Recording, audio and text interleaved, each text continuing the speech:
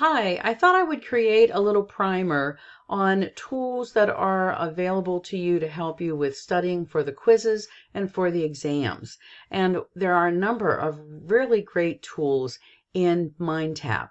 So I'm going to ask you to, if you click on the MindTap link right here, and I already have that available in another tab, so I'm going to go there so it doesn't take us extra time.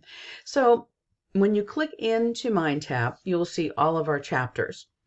And if we just open up chapter 1, you'll notice that there are many different aspects to this. A number of our assignments are in the Apply It section, those little orange bulleted areas. But there are lots of other great tools here. So the first one I want to point out to you is check your knowledge. And so this you can do either just before you read the chapter to see how much you know, or once you've completed reading it. If we click into here and we start this assignment, I'm just randomly answering questions here. So we can zip through this 15 question segment, or we can pause after we've answered a question and we can click on check my work. And so when we check our work, this tells us whether we've answered correctly or incorrectly and provides a statement concerning that to help us better understand what we've just provided. All right, and then you would click on through that and see how your score is. You can take these as often as you want. I believe they are set up to be various attempts. All right, so that is the check your knowledge. And then some other tools here. If we scroll down to the review it section, we'll see chapter concepts.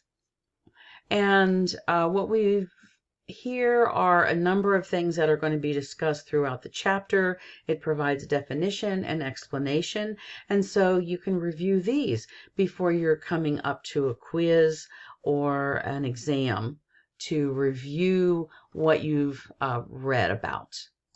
We can also use the flashcard tool, and these are terminology.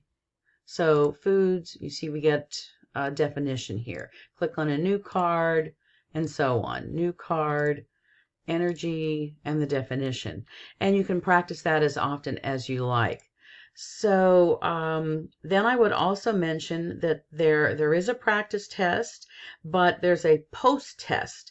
And this is a good check on yourself to see how well you've understood these concepts after you've reviewed the chapter and completed assignments and you're getting ready to come up against a quiz. And then I would go back and do these before you take an exam as well. It will help you to review.